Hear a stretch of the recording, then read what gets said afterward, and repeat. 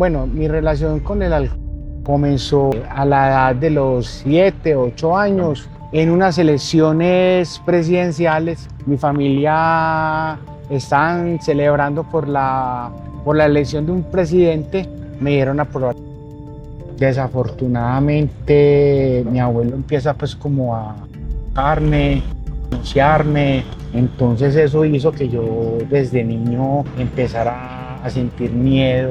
Se llevaron a mi papá para la cárcel. Yo tenía aproximadamente 11 años. Salgo sexualmente por parte de un primo. Porque yo me preguntaba, o sea, ¿por qué me pasan estas cosas a mí? ¿Y por qué mis compañeros tienen sus padres en su casa? Entonces tienen una vida como normal y yo no la tengo. Y mi mamá había hecho un retiro con Emaús y me empezó a invitar. Mi hijo, haga el retiro con Emaús. Mi hijo, vaya a Emaús. Y yo, no, que voy a ir yo por allá, hombre, qué pereza. Cuando fui al retiro de Emaús fue algo muy lindo porque lo primero que me quebrantó fue el recibimiento, la acogida que me dieron. Y desde que llegué no me volví a despegar nunca. Muchos juzgan y dicen que salir de las adicciones es solo cuestión de voluntad, pero la realidad es mucho más compleja y dolorosa.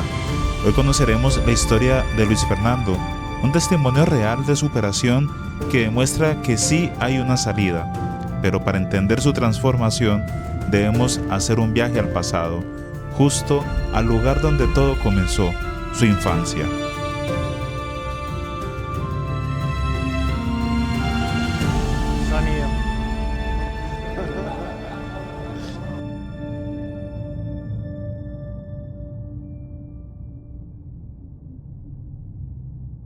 Bueno, yo fui una persona, un niño normal, criado en una casa bajo los preceptos católicos, con un hogar constituido, padre, madre, pero desafortunadamente llegó un momento en que conocí el alcohol y las drogas y me desvié pues como del camino que me inculcaron en la casa. Tengo una pregunta de tu pasado. ¿Cómo comenzó tu relación con el alcohol? Bueno, mi relación con el alcohol comenzó más o menos a la edad de los 7, 8 años, cuando yo en unas elecciones presidenciales, mi familia estaban celebrando por la elección de un presidente. En ese momento era Virgilio Barco y en la euforia pues como de esta celebración me dieron a probar el aguardiente. Luis, yo quisiera saber, porque hay personas que quieren de pronto aprender a identificar cuáles son los detonantes que causan caer en este mundo, en este estilo de vida que pues desgraciadamente a muchos nos tocan, a muchas familias nos tocan. Bueno, básicamente lo que me llevó pues como a tener consecuencia de consumir el alcohol fue que desde muy niño hubieron una serie como de acontecimientos que me marcaron como en el desarrollo de ser humano.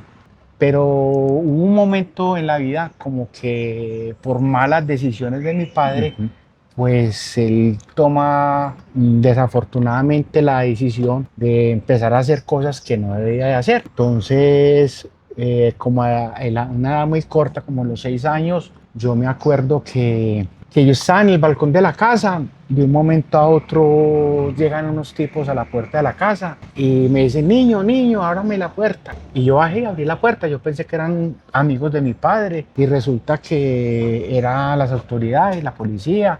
Se llevaron a mi papá para la cárcel y yo era un niño. En ese momento mi madre andaba en embarazo, 7 meses de mi hermana, la que me sigue. Se le revienta la fuente. Entonces yo termino donde mis abuelos, mi mamá en el hospital y mi papá obviamente pues se los llevaron. Eso hizo que yo llegara donde mis abuelos con muchos miedos, con muchas preguntas, con muchas inquietudes. Durante la estadía donde mi abuela, desafortunadamente, mi abuelo empieza pues como a tocarme, a matarme. Entonces eso hizo que yo desde niño empezar a sentir miedo, temores, envidias, mucha rabia. Yo iba a la casa de mis compañeritos en el colegio y yo sentía vergüenza porque yo me preguntaba, o sea, ¿por qué me pasan estas cosas a mí? ¿Y por qué mis compañeros tienen sus padres en su casa? Entonces, y tienen una vida como normal y yo no la tengo. Después mi padre sale pues como de la cárcel y volvemos otra vez como a unirnos como familia, pero ya empiezo a ver que lo que yo me había imaginado que era un hogar, que iba a cambiar, lo que tanto envidiaba de las demás familias de mis compañeros, no se me dio a mí, ¿cierto? Porque ya mi padre sale más alborotado como con el alcohol, con el consumo pues, de sustancias y todo ese tipo de cosas. Entonces yo me acuerdo que él llegaba a la casa y yo prácticamente me tenía que encerrar. O sea, yo me encerraba en la casa, en la pieza, porque obviamente el hombre llegaba borracho, llegaba a tratar mal a mi mamá decía, mi hijo, escóndase, métase allá en una pieza. Entonces yo me imaginaba que todos los muchachitos de por la cuadra estaban pendientes de la pelea de mi casa, de la algarabía, yo con miedo, con temor, yo quería salir como a enfrentarme a él y no podía porque era un niño. Entonces todo ese tipo de situaciones que pasaron como dentro de mi hogar, no permitieron que hubiera un desarrollo normal que un niño debería tener a esa edad. Obviamente que empecé a mermar el desempeño en el colegio, ya empecé pues a manejarme mal, a hacerme la parte de atrás de los pupitres, a tirar papelitos, a hacer que los canzones, que los necios y todo ese tipo de cosas.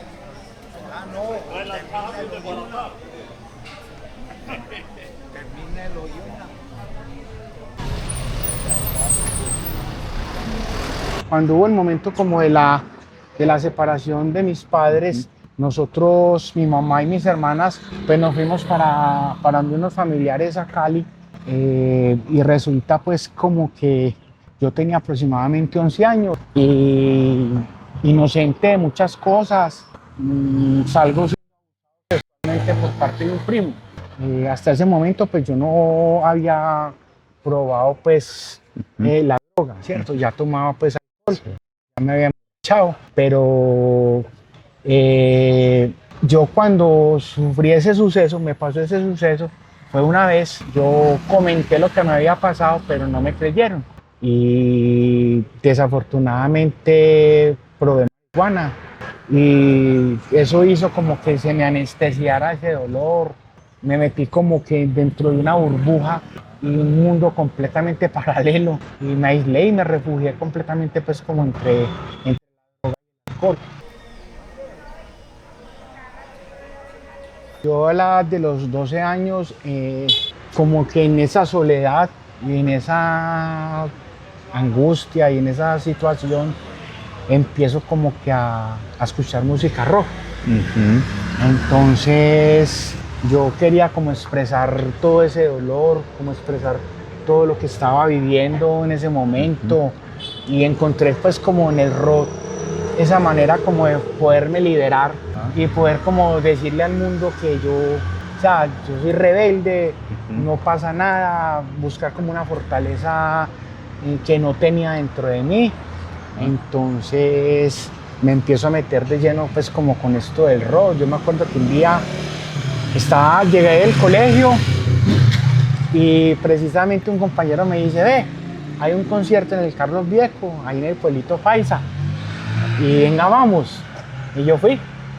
Era un concierto pues en esa época de un grupo que se conoce que era Kraken, no sé si lo han escuchado.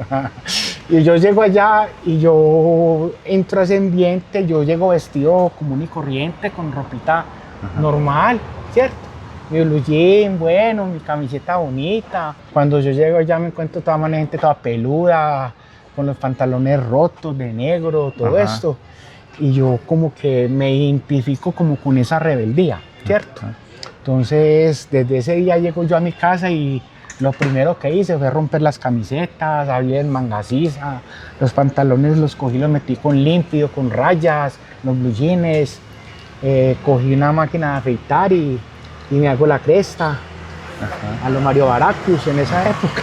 O sea, logré como encontrar un punto de identificación, ¿cierto? y me meto de lleno. Eso fue como que de la noche a la mañana, por aquí es mi vida, y me metí en eso.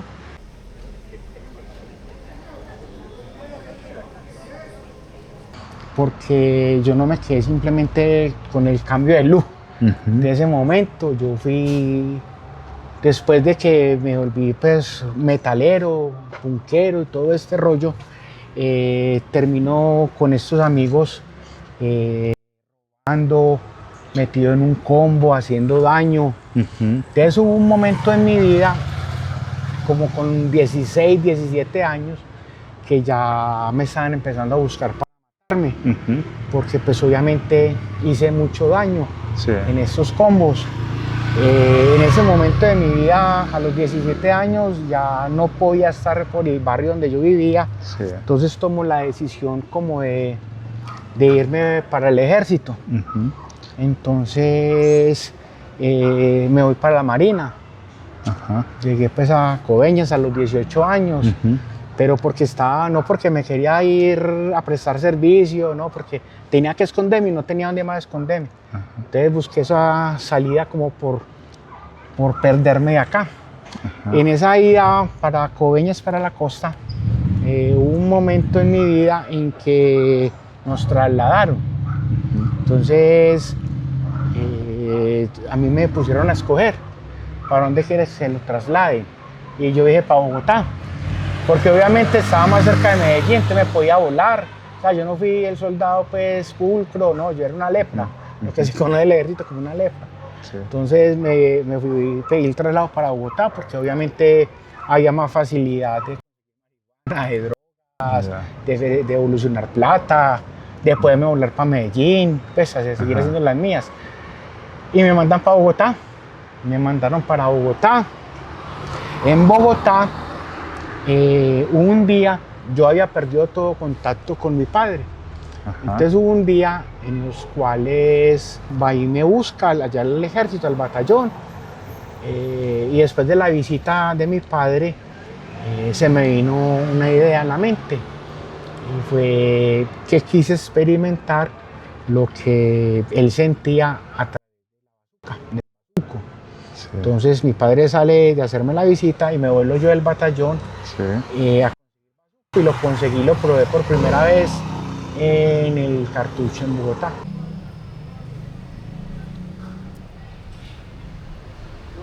Yo vine a tocar calle aproximadamente a los 40 años. Estuve prácticamente como 7 años en condición de habitando la calle. El centro de Medellín específicamente. Una pregunta también, ¿en qué momento entendiste que habías perdido el control de tu vida? O sea, yo no vine a aceptar mi condición de alcohólico hasta que me tuve que rendir frente a esa condición, ¿cierto? Porque fue una lucha constante por defender esa situación, por defender el alcohol, por defender esa vida que yo lo defendí hasta los grados de la locura. Yo pensaba que todo el mundo estaba equivocado y que yo era el que tenía la razón. Entonces todo el mundo, mi familia, las personas que estaban a mi alrededor, las personas que hacían parte de mi núcleo familiar, mis amigos, las personas, mis jefes en los trabajos, todo el que se acercaba a mí, obviamente veía como las consecuencias de mi vida, pero yo no, completamente ciego.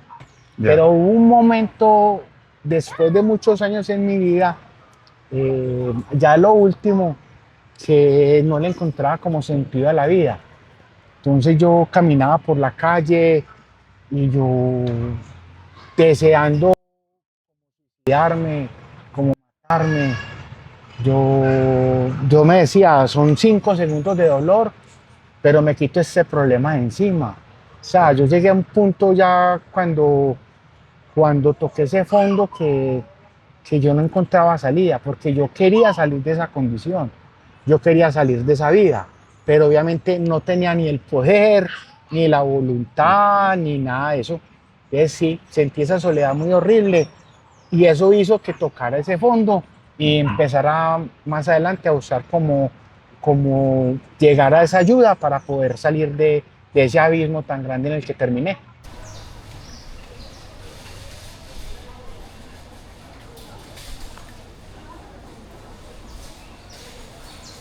¿Cómo era tu relación con Dios en ese momento?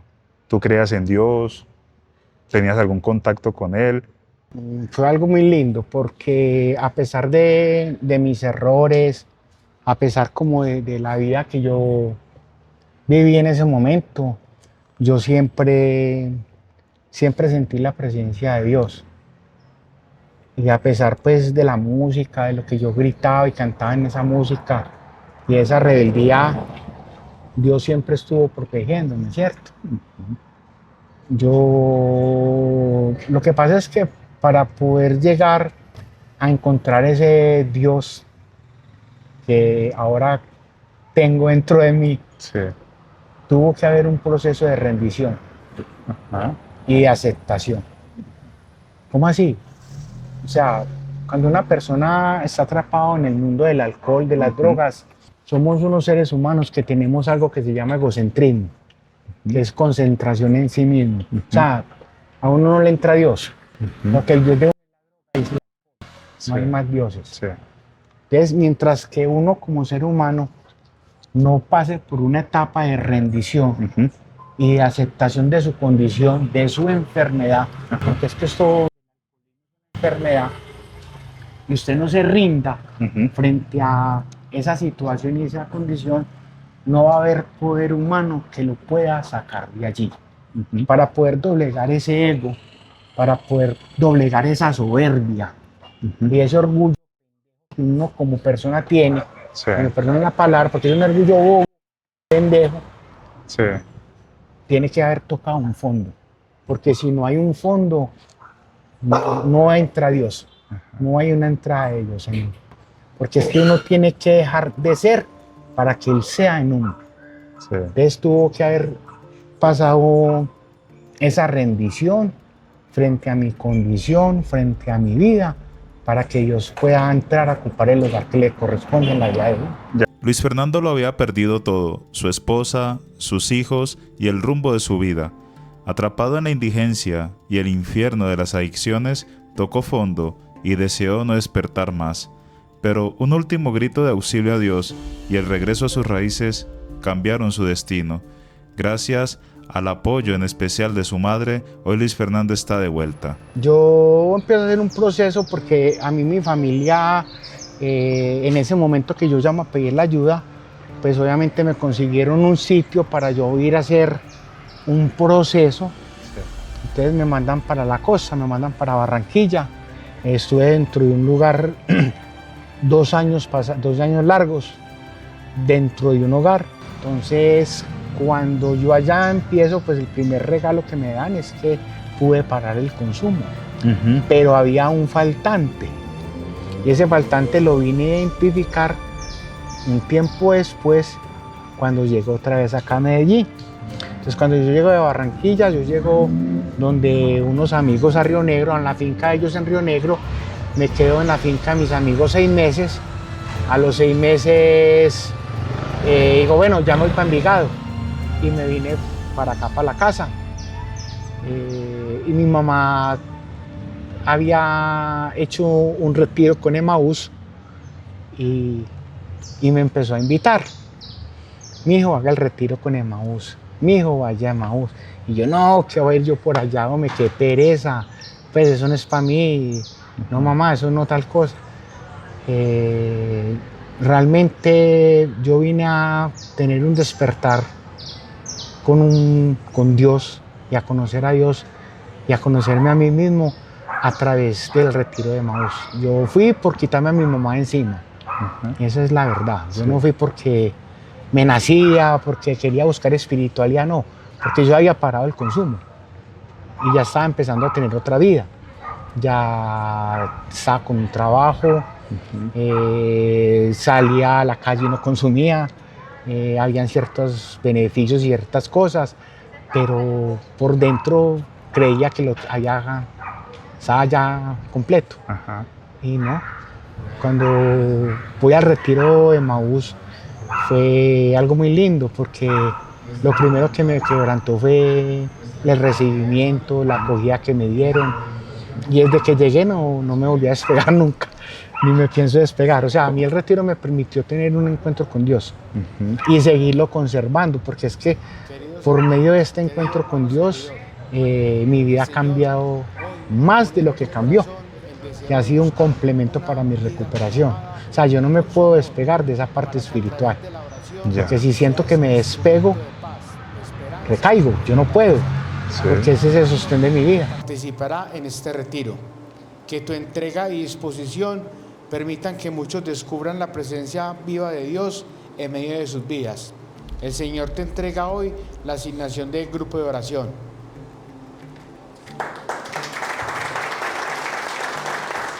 Yo de mi hermanito Luis Fernando puedo rescatar de pronto la resiliencia y el compromiso que ha tenido con el Señor, con su preparación y con su santidad, con ese camino pues a la santidad.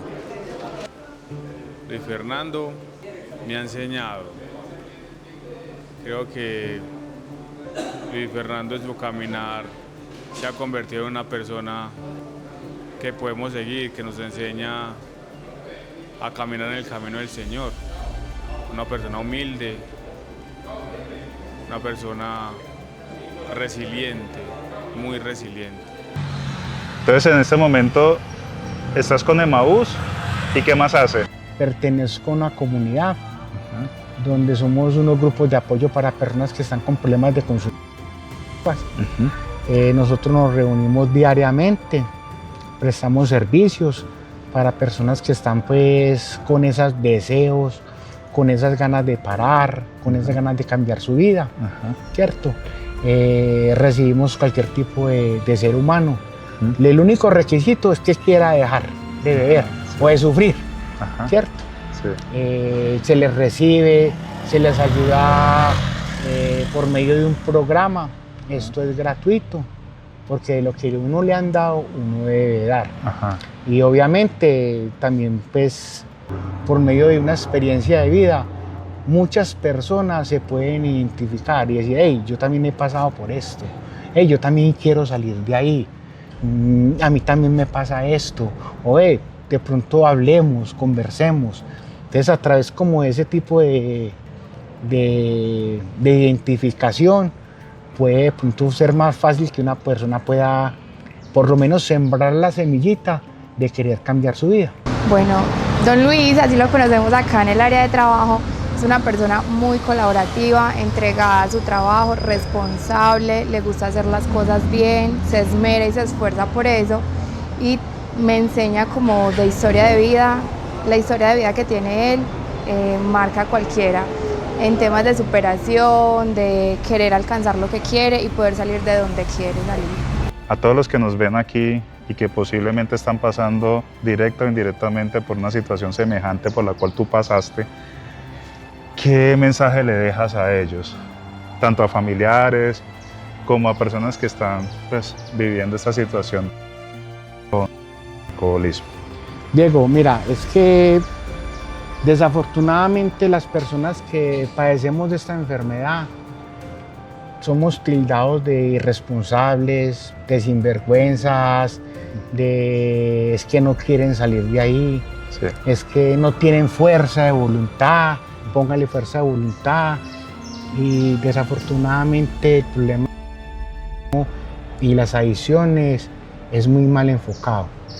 O sea, cuando una persona pasa la barrera, una barrera invisible, no tiene voluntad, no tiene una voluntad para poder decir que no. Por mucha fuerza que usted haga, usted no puede salir de ahí solo. Usted necesita lo que te dije ahorita desde un principio, esa rendición de poder querer salir de esa condición. Solo es imposible. Para poder salir de ahí se necesita la mano de Dios. Sin Dios no hay nada, sin Dios no hay ese bastón, no hay ese soporte, no hay esa ayuda, no hay ese consuelo, ¿cierto? Pero para poder usted buscar esa mano de Dios, necesita aceptar su condición. Por eso le dicen a uno, y es muy importante identificar, que la mayoría de las personas que sufrimos de estas condiciones o de esta condición, es muy necesario que toquen un fondo. Y el fondo no es solamente el que termina como uno en una acera, comiendo basura, comiendo de restaurantes o en la calle. El fondo es mental, espiritual y económico. Ese es el fondo.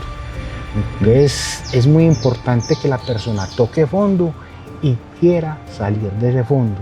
Es muy importante que las personas que están de pronto con familiares en esas condiciones, obviamente para mí fue muy dañino como esa parte que tiene que ver con el pobrecito, como con la alcahuetería, como que no, a mí me tuvieron que ayudar a llegar allá. ¿Y cómo me ayudaron? Dejándome que tocara fondo. Uy, don Luis, como siempre lo he dicho, es una persona sumamente tenaz, es una persona que le enseña a uno que por muchas dificultades que uno tenga, por muchas adversidades, Dios siempre va a estar ahí y que Él siempre le va a sacar a uno de donde sea, y obviamente con voluntad y pegado a Dios, viendo el rostro de Dios en las personas, podemos seguir adelante. O sea, Él es admirable. A mí me han ocurrido cosas familiares y yo siempre le digo a Él, don Luis, yo siempre pienso en usted cuando tengo una dificultad, porque usted es mi ejemplo para muchas cosas por su tenacidad y su fuerza de voluntad para salir adelante. Abusos, adicciones desde la infancia y la dura realidad de la calle.